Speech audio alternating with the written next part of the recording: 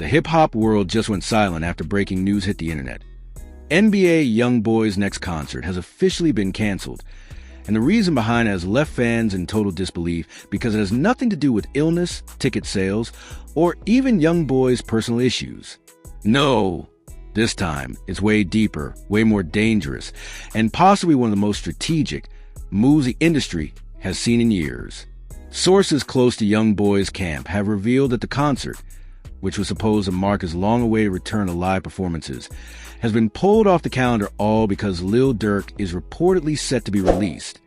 And if you think that sounds unnecessary or even exaggerated, you're about to understand why every single move behind this cancellation makes absolute sense when you realize what could have gone down if it had continued. This story isn't just about music. It's about tension, fear, retaliation, and a rivalry that has turned into one of the most unpredictable feuds in modern rap history. Now, to understand the weight of this decision, you have to rewind the clock a little. NBA YoungBoy and Lil Durk haven't just been rivals in the traditional sense. Their beef has become something almost legendary, something that spilled way beyond music. It's been songs, subliminals, diss tracks, leaked calls, cryptic tweets, and straight-up street talk. Fans know that every time one of them moves, the other reacts, and every time one drops a track, the internet catches fire. So when the news broke that Durk might finally be walking out of those prison gates after having his charges dismissed and his final trial scheduled, the energy around him immediately shifted. OTF fans started flooding the web, claiming Durk back season, while YoungBoy fans went into defense mode, reminding everyone that YoungBoy has never backed down from a challenge. But what nobody expected was that this tension would ripple all the way to the business side of things, forcing promoters, security teams, and even law enforcement to step in and say, "No, not now." The concert, which was scheduled to take place in Atlanta, a city that has always been a pressure point between OTF and 4KT, was already considered a high-risk event. Promoters had been warned about the crowd mix, about possible infiltration, about rival fans wearing colors, flashing signs, and even bringing energy that had nothing to do with music. But once Lil Durk's rumor release date leaked online, everything changed instantly. Suddenly, ticket holders started posting about celebrating Durk's freedom of the show, while others were talking about how Durk's homecoming means OTF running the streets again. It went from excitement to anxiety overnight. Because for YoungBoy, this wasn't just another concert. It was a stage, his arena, his way of showing the world that despite all the house arrest, all the restrictions, and all the hate, he was still the one running the culture. And now that Durk's name was being chanted again, it wasn't just a concert anymore. It was a potential battlefield. Please do not forget to like this video, share and subscribe to this channel if you want more updates like this. Thank you. Now let's get back into the video. Behind the scenes, insiders say that YoungBoy's management started receiving warnings, not from bloggers or fans, but from real industry players who understood how bad things could get. Remember, this is the same industry that saw tension between camps spiral into tragedies. Nobody wanted a repeat of that. Word is certain venues even started backing out quietly, saying they didn't have the insurance coverage or the manpower to handle what might happen if OTF members or affiliates decided to make a statement during the show.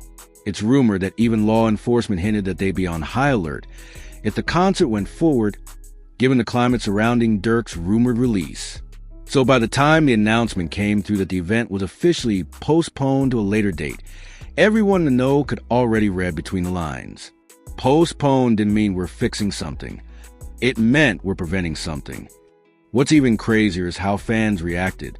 Some were furious, accusing YoungBoy of being scared, saying things like, "Durk ain't even out yet, and why be already hiding?"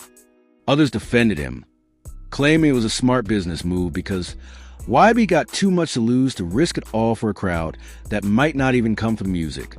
But underneath all that noise, the truth sits somewhere in between. YoungBoy has always been unpredictable. He moves on emotion, but he's also learned how to play chess in a world full of checkers.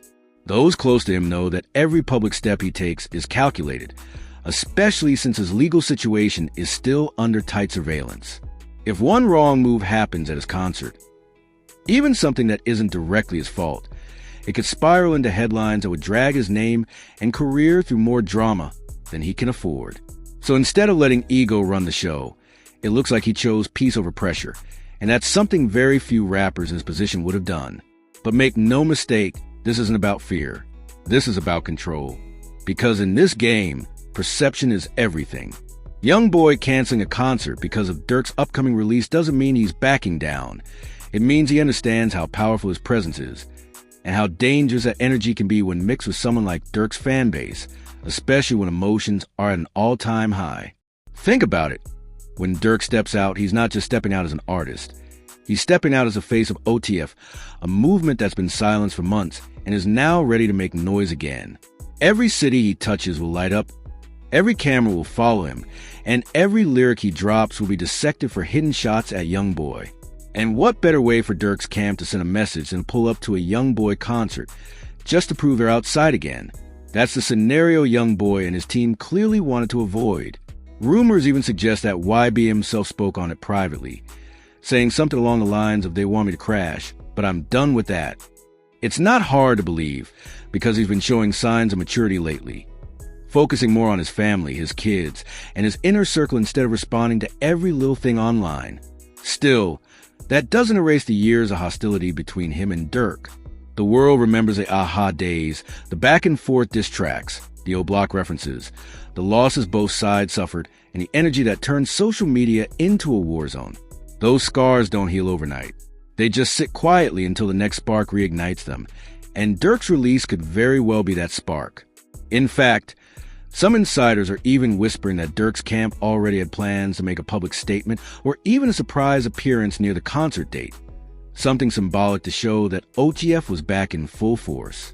If that's true, then canceling the show might have just stopped the storm before it started. And that's not even speculation anymore. That's strategic foresight.